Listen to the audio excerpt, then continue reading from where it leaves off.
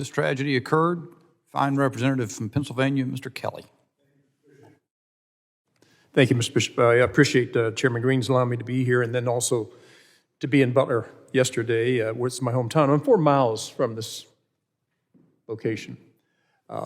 My concern actually started on July the 5th when I was told that former President Trump was coming to Butler, and I said, that's great. And they said, yeah, and he's going to be at the Butler Farm Show. I said, you must mean the big Butler Fair. They said, no, the Butler Farm Show. I said, who did a site visit? The answer is, we've already made our determination. My question then was, so then what you just told me is nobody's been to that site. I will just tell you right now that what you are planning there is not proper for the crowd that's going to show up. At that point, the person on the phone said, Mr. Kelly, there'll be 6,000 or 7,000 people there.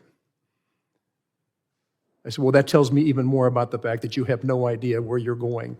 And historically, what has happened whenever the President Trump had come to Butler, we got 55,000 people at that rally. And he said that was before, when he was president. He's no longer president. So being there, not only just myself, but also my wife, 3 of my grandchildren, and 1 of my sons, and so many friends that were there that day, I think it all comes down to the same question that we always ask when we get to these situations. What did we know and when did we know it? And I think forever now, people are going to look at what happened and say, we knew there was something wrong.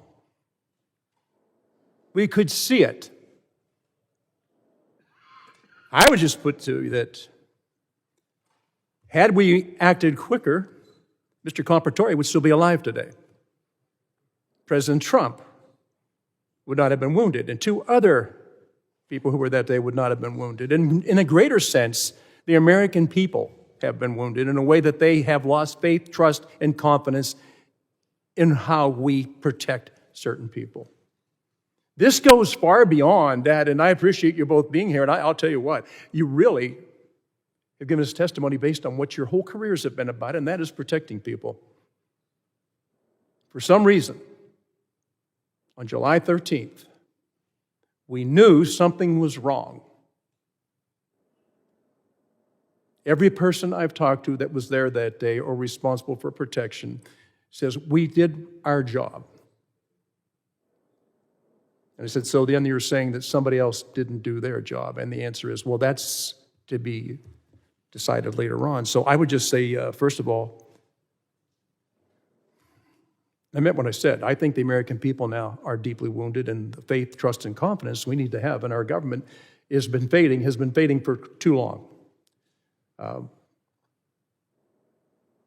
I was there with the Pennsylvania State Police. I've talked to the Pennsylvania Police since then. Mr. Yost, thank you for your career. But at the end of the day, we don't have the answers we need to have. And I said it earlier, and I mean it. There is no reason for Corey Compratore to be dead today.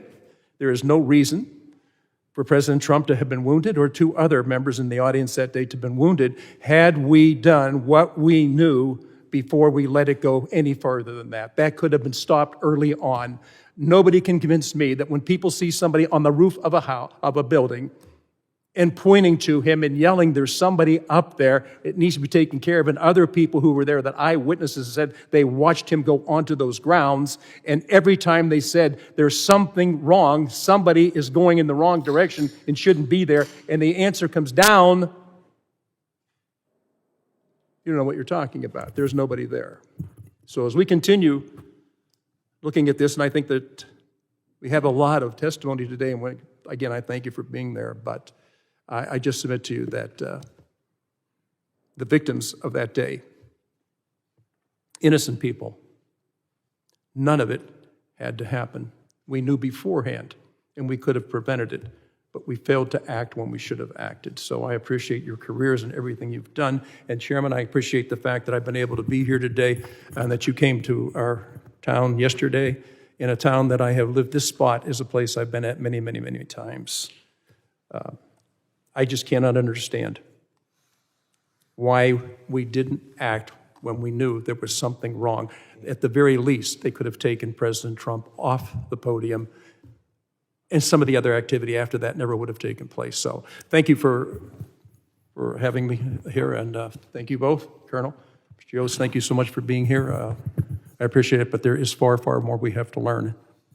Thank you, sir. Thank you. We're going to do another round of questioning.